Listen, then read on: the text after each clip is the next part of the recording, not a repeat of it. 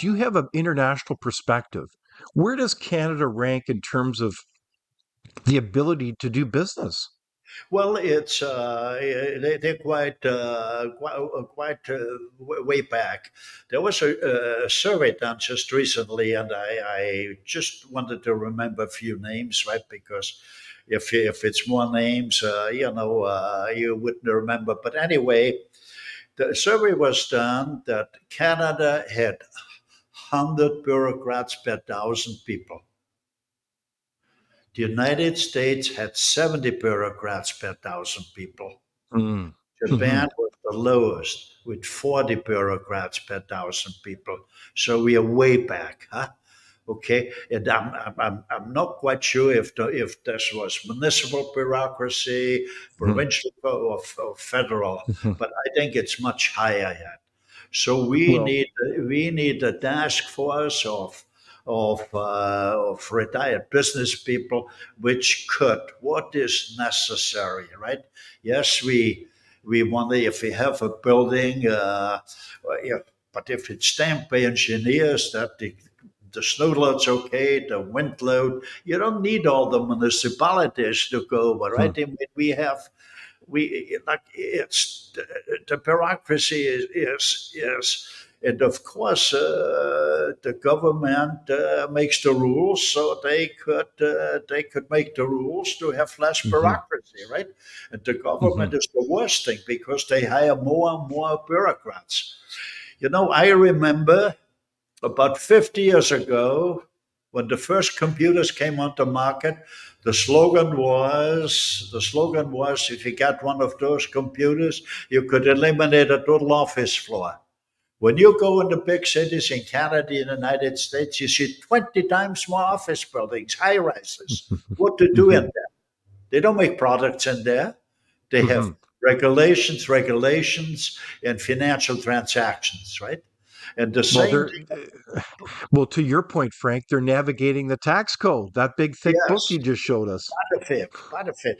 And furthermore, about 50 years ago, Wall Street was pushing business. You got to make more profits. And Hmm. on the other hand, unions were pushing. We need higher wages. So what Hmm. did business do? They went to China. Okay, Hmm. that's the worst thing we could have done, right? Okay, so Wow. we got to take a look at our governments. Governments can't fix the Hmm. problem, right? Because anytime a politician wants to come up with a with new rules, they will be defeated because they Hmm. can be criticized. And when I look back in history, I think the greatest statesman or the greatest politician was Winston Churchill. Winston Hmm. Churchill said before he died on numerous occasions, goddamn politics, he said, doesn't work. He said, we need a chamber of citizens in parliament Hmm. to balance out the politics. In Hmm. Canada, small business will be the chamber of citizens because they play on a level playing ground. Well, it's a historic call that you're making here, as we reference Sir Winston Churchill and his wisdom and insight. But I like the themes that you're referencing is that we need to empower citizens, we need to empower small business to thrive. We need to get rid of that red tape and all the rest that really holds up entrepreneurship. And so on that note, your foundation is advocating a kind of a 7-point plan. Yes. And so I want to go through that plan a little bit. The first one is we need to balance the budget and eliminate the national debt. In How do we 20 do that? years. So there's no chainsaw approach. It doesn't. I'm not pointing fingers. I'm not. It's the system we got to change, right? The politicians are trapped in the system where they can't move. The whole thing is trapped where we can't move. Hmm. So I'm saying number one of the 7 point is we must eliminate the debt in 20 years. If we adopt an economic charter of rights where the employees can participate, we can wipe out the debt in a number of years. Okay, that's Okay, one. so Second more of is an incremental approach where you'd say reduce the spending by 5 or 10% a year, something like yes, that. and the economic charter whereby workers can make more. they make more profits for the company. The taxes will Hmm. be higher because there'll be higher profits, right? Okay, so we got to reduce the debt in 20 years. Hmm. And I said as an example, if we have an economic chart of rights where workers can participate in the profits, we generate more monies, more profits. Exactly. We can then Yes. elect that. The bureaucracy should be reduced by 50% in 10 years. In a civilized society, I don't want to have scapegoats, right? Every citizen got a right Hmm. to find a job, whatever the openings are. So the Hmm. bureaucrats, I wouldn't blame it totally on them. It's the system. But anyway, Hmm. there'd be a hiring freeze. No bureaucrat would be fired, but there'd be a hiring freeze for 10 years. In 10 years, we have half the bureaucracy, but it still would be too high. It still be way too high. I would say when I started the Magna about 60 years ago, right, the bureaucracy, the municipality, they were helpful, right? Hmm. You had a permit within a week or 2 weeks, right? Okay. Here, when I built a new factory here where I going to produce the small electric cars, the factory was only half up. I got a bill in Hmm. the mail from the township, 1,900,000. So I called the township. What's that for? Well, that's that we give you that we allow you to build a factory in our township. Imagine that. Okay, we got haywire. Okay, so we got to get some common sense in the thing Hmm. and revitalize Canada, and we can do Indeed. it with small business. So I said, number two is we reduce the bureaucracy 50% in 10 years. We number three is we have a clear cut tax system, Hmm. black and white, where when you when you finish high school, you should be able to fill out your tax form, right? Number four, which is very important, we don't want to destroy free enterprise. So I divide companies below 300 people as small business and large company above 300 employees. Small business, they have pure free enterprise. If you, as an owner, when you start out, if you're not close with your employees, you won't make it. You gotta pay the one which wins, the ones which work harder and smarter. You gotta pay more than others. So you gotta do it what you have to do, huh? Get the Hmm. respect and inspire the employees. But when you get larger, usually the owners are not there anymore. Hmm. You got institutions running the place. They have no affinity for employees. This is Hmm. where it kicks in. You got to share. That's point five, principle five, where you got to share when you grow larger. But present large companies accept it, huh? Because it would create havoc, right? You Hmm. got senior citizens would have shares in a public company. If the government would say no, you're going to share it'd be all over the map. So I'm talking of small companies when they grow. The owners would love to share them. So number five is sharing profits. Number six, high school should stop at grade 10. Then students would be exposed to trades. Grade 11, grade 12, they would be exposed to trades. Look, the grown-ups, our responsibility is to bring knowledge to young people, right? So it'd be a win for the students because they'd be exposed to new knowledge, how to make things.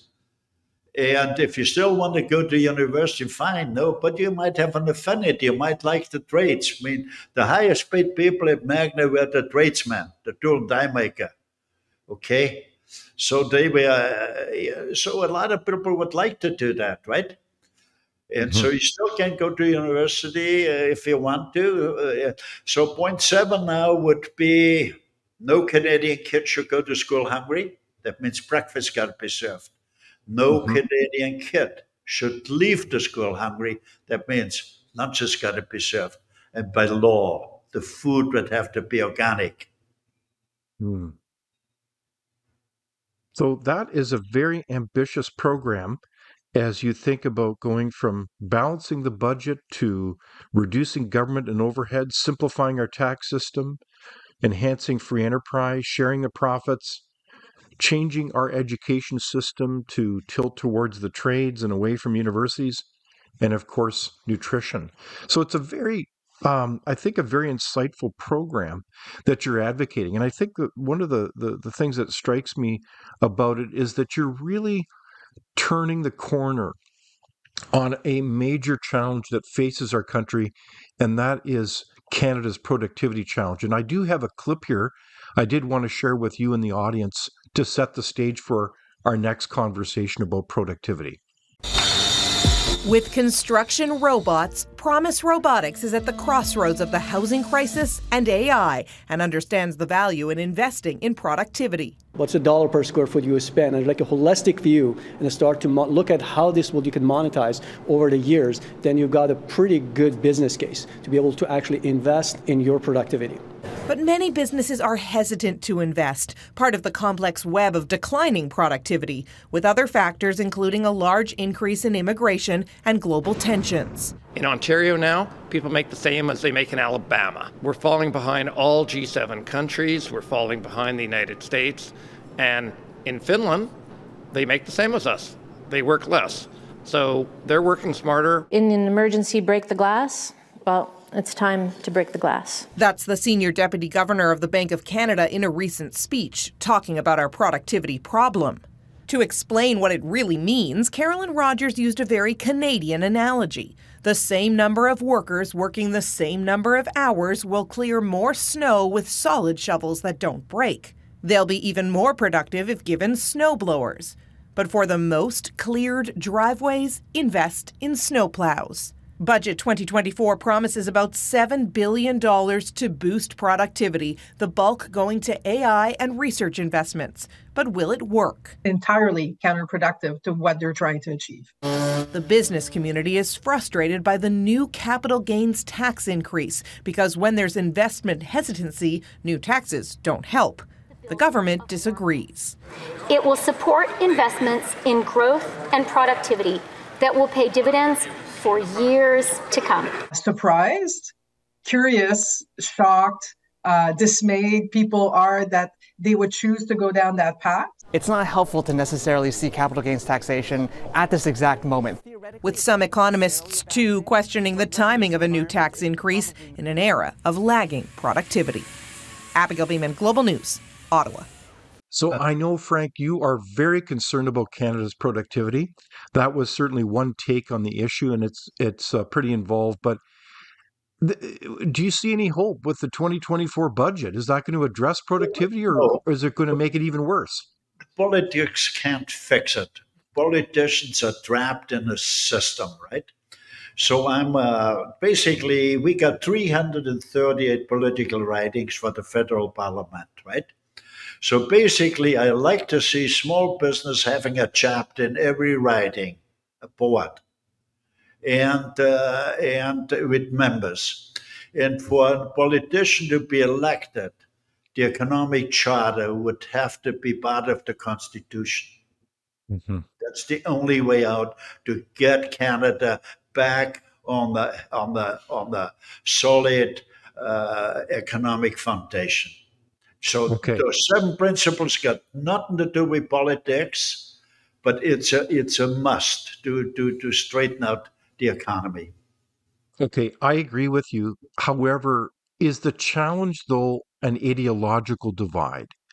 When you think of the Charter of Rights and Freedoms, when it was adopted back in 1982, one of the big issues that was left out of it, a significant hole, I would suggest, is there was no assertion of property rights, and they are foundational to any free and democratic society. Now, we have a long tradition of property rights, but that was excluded. And it's almost like we have an ideological divide where we have people that don't value property rights. Is that part of the problem, though, that we face in this country? It's a philosophical divide and it's an economic divide because let's take a look at the facts, right? They have more statistics in the United States, maybe than Canada, but in proportion, Canada is reasonable the same. But in the United States, 1% of the people hold about 50% of all the wealth. This should tell you this is the big divide between the very rich and the working class. And that can go on forever. So what we have, the world has always been dominated by the golden rule. The people which have the gold or money make the rule. I don't want to be ruled by anyone. If I feel that strong, I should not be able to rule somebody either. So the question is, how can we dismantle the chains of dominations, not via violent revolution, via revolution of the mind, via economic charters of rights. Look, it makes so much economic sense. Like without workers, you can't make a profit. So what's wrong if the workers are percentage? Okay, then you have a different society. You eliminate a great amount of crime and hatred, etc., etc. Right? If we eliminate poverty, that's what it's. That's why when you look at the war in Ukraine, in Israel, it's all because the divide, huh? Okay, there's hatred, there's crime, we got to eliminate poverty. So I like the theme, though, that you're emphasizing. We don't want to be in chains or shackled by the few, the rich. We also don't want to be shackled by a big government, bureaucrats who tell us what to do. We want to focus on small business. Your vision is about building up the middle class so people can thrive and prosper, and our kids can too. My vision is to eliminate poverty. Okay, that's the number one. Okay, because where there's poverty, there's more crime, there's more hate, there's more emptiness. There's, it's okay, racism. So we got to eliminate poverty. And the Human Charter of Rights, Magna is actually a forerunner, right? Because we had a corporate constitution. We called it fair enterprise. The basic philosophy was the Human Charter of Rights alone is not sufficient. We have to fortify it with an economic charter of rights.